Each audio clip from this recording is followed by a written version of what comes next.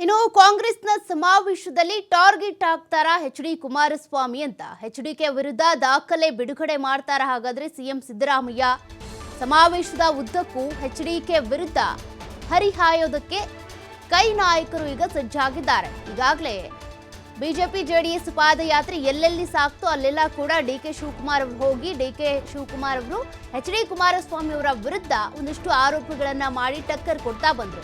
ಈಗ ಭಾರಿ ಕುತೂಹಲ ಕೆರಳಿಸ್ತಾ ಇದೆ. ಸಿಎಂ ಸಿದ್ದರಾಮಯ್ಯವರ ಭಾಷಣ ಏನಾಗಿರುತ್ತೆ, ಎಚ್.ಡಿ. ಕುಮಾರಸ್ವಾಮಿ ಅವರ ವಿರುದ್ಧ ಯಾವ ರೀತಿ ವಾಗ್ದಾಳಿ ಮಾಡ್ತಾರೆ, ಏನೆಲ್ಲ ಪ್ರಕರಣಗಳ ಬಗ್ಗೆ ಅಥವಾ ಹಗರಣಗಳ ಬಗ್ಗೆ ಈ ಸಂದರ್ಭದಲ್ಲಿ ಪ್ರಸ್ತಾಪ ಮಾಡ್ತಾರೆ, ಸಾಕಷ್ಟು ಕುತೂಹಲ ಕೆರಳಿಸ್ತಾ ಇದೆ. ಸಿಎಂ ಸಿದ್ದರಾಮಯ್ಯನವರ ಇವತ್ತಿನ ಭಾಷಣ, ಮೈಸೂರಿನಲ್ಲಿ ನಡೆಯುವಂತಹ ಜನಾಂದೋಲನ ಕಾರ್ಯಕ್ರಮದಲ್ಲಿ ಏನಾಗಿರುತ್ತೆ, ಯಾವ್ಯಾವ ವಿಚಾರಗಳ ಬಗ್ಗೆ ಮಾತನಾಡ್ತಾರೆ ಅಂತ.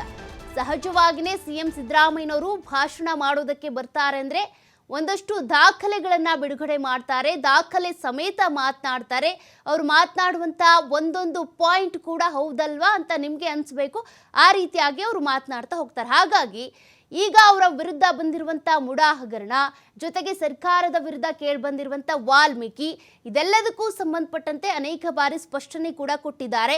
ಹೀಗಿದ್ದಾಗ ಬಿಜೆಪಿ ಜೆಡಿಎಸ್ ಸರ್ಕಾರದ ವಿರುದ್ಧ ಅದೇ ರೀತಿಯಾಗಿ ಸಿದ್ದರಾಮಯ್ಯನವರು ರಾಜೀನಾಮೆ ಕೊಡಬೇಕು ಅಂತ ಆಗ್ರಹಿಸಿ ಪಾದಯಾತ್ರೆ ಮಾಡ್ತಾ ಇರುವಂತ ಸಂದರ್ಭದಲ್ಲಿ ಜನಾಂದೋಲನ ಅನ್ನುವಂಥ ಕಾರ್ಯಕ್ರಮನ ಕಾಂಗ್ರೆಸ್ನ ನಾಯಕರು ಮಾಡ್ತಿರುವಂಥದ್ದು.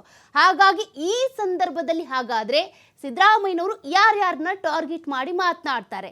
ಎಚ್.ಡಿ. ಕುಮಾರಸ್ವಾಮಿ ಅವರು, ಅದೇ ರೀತಿಯಾಗಿ ವಿಜಯೇಂದ್ರ ಇರ್ಬೋದು, ಆರ್ ಅಶೋಕ್ ಇರ್ಬೋದು, ಅಶ್ವಥ್ ನಾರಾಯಣ್, ಅನೇಕರು ಈಗಾಗಲೇ ಸಿದ್ದರಾಮಯ್ಯನವರ ವಿರುದ್ಧ ಮಾತನಾಡಿದ್ದಾರೆ. ಹಾಗಾಗಿ ಯಾರ್ಯಾರ ಬಗ್ಗೆ ಇವತ್ತು ಭಾಷಣದಲ್ಲಿ ಮಾತನಾಡಬಹುದು ಸಿದ್ದರಾಮಯ್ಯ ಅನ್ನುವಂಥ ಕುತೂಹಲ ಇದ್ದೇ ಇದೆ.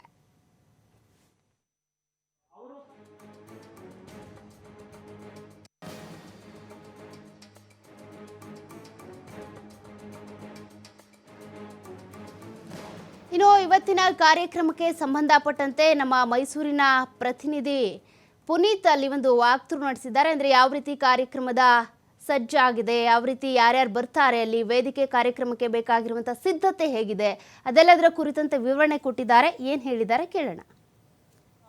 ರಾಜೀನಾಮೆಗಾಗಿ ಒತ್ತಾಯವನ್ನ ಮಾಡಿರುವಂತಹ ಬಿಜೆಪಿ ಜೆಡಿಎಸ್ ನಾಯಕರು ಈಗಾಗಲೇ ಪಾದಯಾತ್ರೆಯನ್ನ ಮಾಡ್ತಾ ಇರತಕ್ಕಂಥದ್ದು. ಈ ಒಂದು ಪಾದಯಾತ್ರೆಗೆ ತಿರುಗೇಟನ್ನ ಕೊಡ್ಲಿಕ್ಕೆ ಮುಖ್ಯಮಂತ್ರಿ ಸಿದ್ದರಾಮಯ್ಯನವರು ತಮ್ಮ ತವರು ಜಿಲ್ಲೆ ಮೈಸೂರು ಮಹಾರಾಜ ಕಾಲೇಜು ಮೈದಾನದಲ್ಲಿ ಇದೀಗ ಜನಾಂದೋಲನ ಸಮಾವೇಶವನ್ನ ಮಾಡ್ತಾ ಇದ್ದಾರೆ. ಆ ಮೂಲಕ ಎದುರಾಳಿ ನಾಯಕರುಗಳಿಗೆ ತಕ್ಕ ಉತ್ತರವನ್ನು ಕೊಡ್ಲಿಕ್ಕೆ ಈಗಾಗಲೇ ಸಿದ್ಧತೆಯನ್ನ ಮಾಡಿಕೊಂಡಾಗಿರ್ತಕ್ಕಂಥದ್ದು. ಪ್ರಮುಖವಾಗಿ ನಾವು ಕಾಣ್ತಾ ಇರಬಹುದು, ಈಗ ಮೈಸೂರಿನ ಮಹಾರಾಜ ಕಾಲೇಜು ಮೈದಾನ ಏನಿದೆ, ಈ ಒಂದು ಮೈದಾನದಲ್ಲಿ ಜನಾಂದೋಲನ ಸಮಾವೇಶವನ್ನ ಮಾಡುವ ಮುಖಾಂತರ ಎದುರಾಳಿ ಪಕ್ಷಗಳಿಗೆ ತಿರುಗೇಟನ್ನು ಕೊಡ್ತಕ್ಕಂಥದ್ದು, ಜೊತೆಗೆ ತಮ್ಮ ಆ ಪಕ್ಷದಲ್ಲಿ ಇರತಕ್ಕಂಥ ಕೆಲ ನಾಯಕರುಗಳಿರಬಹುದು, ಜೊತೆಗೆ ಕಾಂಗ್ರೆಸ್ನ ಹೈಕಮಾಂಡ್ಗೆ ತಮ್ಮ ಶಕ್ತಿ ಎಷ್ಟರ ಮಟ್ಟಿಗಿದೆ ಅನ್ನೋ ಒಂದು ಪ್ರದರ್ಶನವನ್ನ ಮಾಡಲಿಕ್ಕೆ ಈ ಒಂದು ಸಮಾವೇಶವನ್ನ ಮಾಡ್ತಾ ಇದ್ದಾರೆ ಅಂದ್ರೂ ಕೂಡ ತಪ್ಪಾಗ್ಲಿಕ್ಕಿಲ್ಲ. ಈ ಒಂದು ಹಿನ್ನೆಲೆಯಲ್ಲಿ ಈಗಾಗಲೇ ಏನು ಲಕ್ಷ ಲಕ್ಷ ಜನರನ್ನ ಮೈಸೂರಿನ ಮಹಾರಾಜ ಕಾಲೇಜು ಮೈದಾನದಲ್ಲಿ ಸೇರಿಸುವ ಮುಖಾಂತರ ಈ ಒಂದು ಬಿಜೆಪಿ ಮತ್ತೆ ಜೆಡಿಎಸ್ನ ನಾಯಕರುಗಳೇನಿದ್ದಾರೆ ಅವರಿಗೆ ಸುಳ್ಳು ಆರೋಪಗಳನ್ನ ಮಾಡ್ತಾ ಇದ್ದಾರೆ, ಇವರಿಗೆ ತಕ್ಕ ಉತ್ತರವನ್ನು ಕೊಡ್ತೇವೆ ಅಂತ ಹೇಳಿ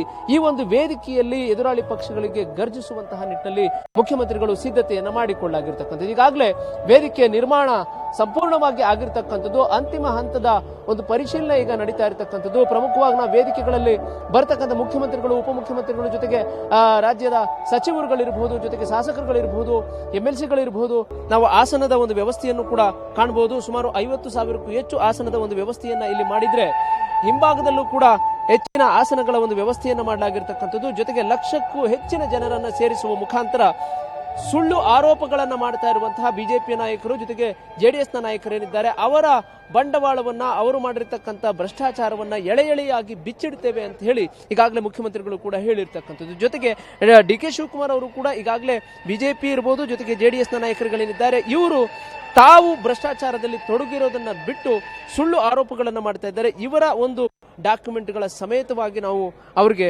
ಪ್ರಶ್ನೆಯನ್ನ ಮಾಡತಕ್ಕಂಥ ಒಂದು ಕೆಲಸವನ್ನ ಮಾಡ್ತೇವೆ ಇದೇ ವೇದಿಕೆಯ ಮೇಲೆ ಅಂತ ಹೇಳಿ ಈಗಾಗಲೇ ಅವರಿಗೆ ಸವಾಲನ್ನು ಎಸ್ತಿರತಕ್ಕಂಥದ್ದು. ಈಗ ಪ್ರಮುಖವಾಗಿ ಜೆಡಿಎಸ್ ಮತ್ತೆ ಬಿಜೆಪಿಯ ನಾಯಕರುಗಳು ಮುಖ್ಯಮಂತ್ರಿ ಸಿದ್ದರಾಮಯ್ಯ ಅವರ ರಾಜೀನಾಮೆಗಾಗಿ ಈಗಾಗಲೇ ಪಾದಯಾತ್ರೆಯನ್ನ ಮಾಡ್ತಾ ಇದ್ದಾರೆ. ಆದ್ರೆ ಈ ಒಂದು ಪಾದಯಾತ್ರೆಗೆ ಟಕ್ಕರ್ ಅನ್ನು ಕೊಡ್ಲಿಕ್ಕೆ, ಅವರಿಗೆ ತಿರುಗೇಟನ್ನ ಕೊಡ್ಲಿಕ್ಕೆ ಈ ಒಂದು ಜನಾಂದೋಲನ ಸಮಾವೇಶವನ್ನ ಈಗ ಮಾಡ್ಲಾಗ್ತಾ ನಡೀತಾ ಇರತಕ್ಕಂಥದ್ದು.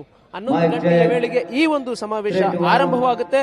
ಇಲ್ಲಿ ಎದುರಾಳಿ ಪಕ್ಷಗಳು ಅಂದ್ರೆ ಕೇಂದ್ರ ಸಚಿವ ಎಚ್ ಡಿ ಕುಮಾರಸ್ವಾಮಿ ಅವರನ್ನೂ ಕೂಡ ಸೇರಿದಂತೆ ಇವರು ಯಾವ ಪ್ರಕರಣಗಳಲ್ಲಿ ಭಾಗಿಯಾಗಿದ್ದಾರೆ, ಜೊತೆಗೆ ಮೂಡಾದಲ್ಲೂ ಕೂಡ ಇವರು ಭಾಗಿಯಾಗಿದ್ದಾರೆ, ಇದೆಲ್ಲದರ ಬಗ್ಗೆಯೂ ಕೂಡ ಸಂಪೂರ್ಣವಾದಂತಹ ವಿವರವನ್ನ ಈ ಸಮಾವೇಶದ ಮುಖಾಂತರ ಕೊಡ್ತೇವೆ ಅನ್ನೋ ಒಂದು ಮಾತುಗಳನ್ನು ಕಾಂಗ್ರೆಸ್ನ ನಾಯಕರು ಹೇಳಿರ್ತಕ್ಕಂಥದ್ದು. ಹೀಗಾಗಿ ಇದು ಮೈಸೂರು ಜಿಲ್ಲೆಯಲ್ಲಿ ಮುಖ್ಯಮಂತ್ರಿ ಸಿದ್ದರಾಮಯ್ಯನವರನ್ನ ತುಳಿಯುವಂತಹ ಪ್ರಯತ್ನಕ್ಕೆ ಏನು ಮುಂದಾಗಿದ್ದಾರೆ ಅವರಿಗೆ ಉತ್ತರವನ್ನು ಕೊಡ್ಲಿಕ್ಕೆ ಇದೊಂದು ಶಕ್ತಿ ಪ್ರದರ್ಶನದ ಒಂದು ಸಮಾವೇಶ ಅಂದ್ರೂ ಕೂಡ ತಪ್ಪಾಗ್ಲಿಕ್ಕಿಲ್ಲ. ಹೀಗಾಗಿ ಈ ಒಂದು ಜಲ ಆಂದೋಲನ ಸಮಾವೇಶದ ಮುಖಾಂತರ ಎದುರಾಳಿ ಪಕ್ಷಗಳಿಗೆ ಈಗ ಕಾಂಗ್ರೆಸ್ ಉತ್ತರವನ್ನು ಕೊಡ್ಲಿಕ್ಕೆ ತಯಾರಿಯನ್ನ ನಡೆಸಿದೆ.